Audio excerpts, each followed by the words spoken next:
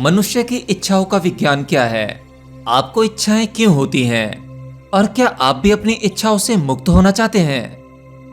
देखिए, एक materialistic person जो जीवन में कुछ हासिल करना चाहता है, उसमें इच्छाओं की तीव्रता अधिक होती है। लेकिन वहीं एक व्यक्ति जो आध्यात्म के मार्ग पर चल चुका है, वह अपनी इच्छाओं को ही सभी समस्याओं का मूल कारण जानता है। वह जानता है कि उसके जीवन के सभी दुख इच्छाओं से ही जन्म लेते हैं। लेकिन अगर आप यह सोचते हैं कि आपकी सभी इच्छाएं जो आपको संसार से जोड़ती हैं, अगर आप उन्हें रोक देंगे और अपना मन आध्यात्म में लगा देंगे या फिर ईश्वरीय भक्ति में लगा देंगे, किसी ध्यान विधि में लगा देंगे, तो आपको इच्छाओं से मुक्ति मिल जाएगी। असल में ज्ञान प्राप्ति की भी इच्छा है तो एक इच्छा ही, जिसके अपने परिणाम होते हैं। दुनिया में हर व्यक्ति के सामर्थ्य के अनुसार, जितना उसका स्वभाव है, उसके अनुसार इच्छा होती ही है। किसी के जीवन में क्या परिस्थितियां चल रही हैं, कोई कितना सुखी या कितना दुखी है, आप इसका अंदाजा बड़ी ही आसानी से लगा सकते हैं। केवल उसकी इच्छाओं की तीव्रता को देखकर आप किसी की पर्सनल लाइफ के भी बारे में जान सकते हैं। तो मतलब जब तक इस शरीर में ऊर्जा है, यानी ये जीवित है, तब तक आपका शरीर और आपका मन अपनी प्रवृत्ति के हिसाब से काम करता रहेगा। तो जब शरीर और आत्मा अलग अलग हो जाते हैं, तब आपकी इच्छाओं का सेतु टूट जाता है, फिर आपकी कोई इच्छा नहीं होती। तो अब सवाल यह उठता है कि अपने जीते जी अपनी इच्छाओं पर पूर्ण विराम कैसे दिया जाए, इच्छाओं से मुक्ति कैसे हो? देखिए, सबसे पहले अपने आप को शांत करना है। किसी आरामदायक जगह पर बैठ जाइए जहां किसी भी प्रकार का शोर शराबा ना हो, एंटरटेनमेंट की कोई भी चीजें ना हो, और एक एक कर कर अपनी इच्छाओं को देखिए। अपने अंदर एक एक इच्छाओं को याद कीजिए।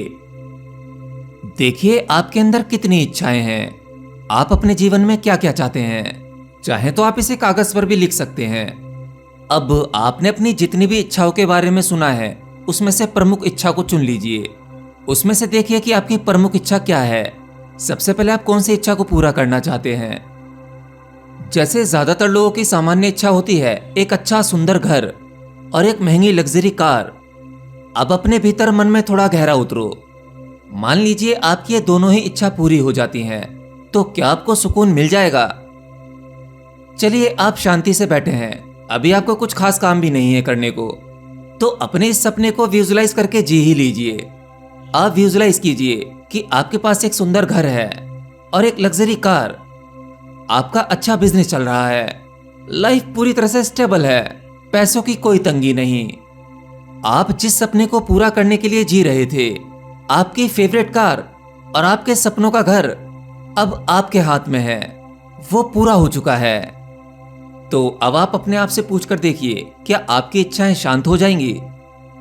क्या वो कार जो आपके पास है, उससे सुंदर कार मार्केट में नहीं आएगी?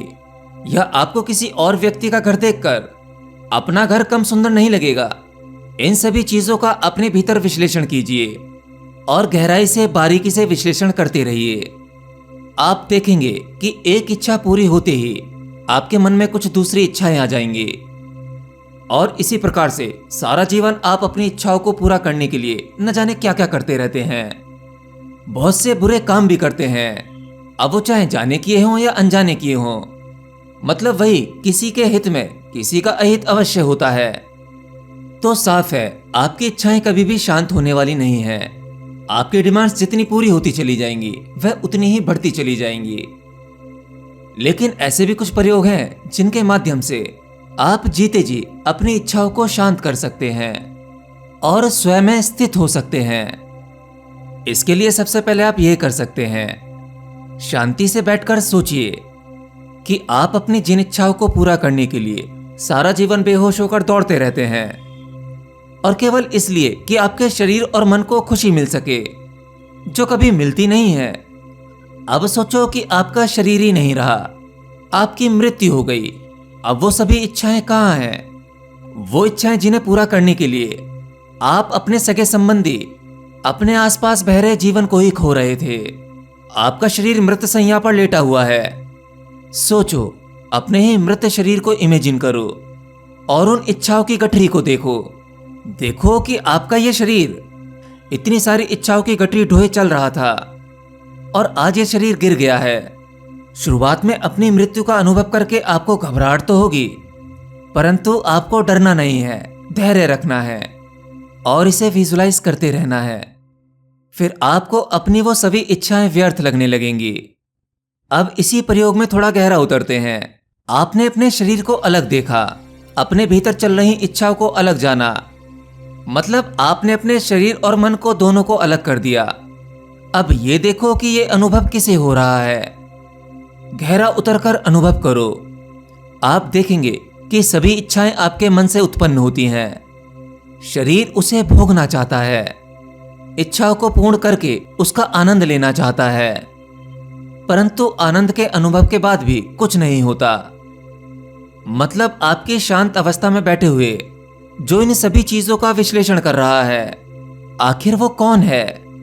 मतलब अगर आप अपने शरीर और मन को सेपरेट कर पाए, उनको अलग देख पाए, तो जो देखने वाला है वही साक्षी है। और इस साक्षी में स्थित होते ही आपकी सभी इच्छाएं शांत हो जाएंगी। आपके मन में किसी भी चीज को पाने का जो एक्साइटमेंट होता है, जो पागलपन होता है, वो एकदम शांत हो जाएगा और आपको एक अलग ही प्रकार का आनंद महसूस होगा।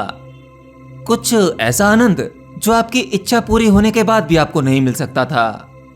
जब आप अपने शरीर में रहते हुए भी अपने आप को स्वयं में स्थित कर पाते हो, सब कुछ होश पूर्वक देख पाते हो, अपने हर एक अनुभव, हर एक घटना का सही और सटीक विश्लेषण कर पाते हो, इसी को साक्षी का होना कहते हैं। और साक्षी के सिद्ध होते ही आपके जीवन में एक प्रकार की स्थिरता आ जाती है। अब आपकी दौड़ एक सामान्य मनुष्य की तरह नहीं होगी, बल्कि एक स्वीकार भाव आ जाएगा। आपके पास में जितना है आप उसी में आनंद महसूस करेंगे। और याद रखना, जब आपके अंदर संतुष्टि आ जाती है, जीवन से सेटिस्फेक्शन मिल जाता है, किसी व्यक्ति, प्रकृति या ईश्वर से कोई शिकायत नहीं, केवल स्वीकार भाव, तो समझो इसके बाद ये प्रकृति आपको सब कुछ देने लगती है, किसी भी सामान्य व्यक्ति से ज्यादा अधिक। दोस्तों, हमारा भीतरी मन बहुत ही शक्तिशाली है। यहाँ ऐसे सीक्रेट्स हैं जिन्हें अगर आप समझ गए तो आपके लिए सब कुछ बहुत आसान हो जाएगा।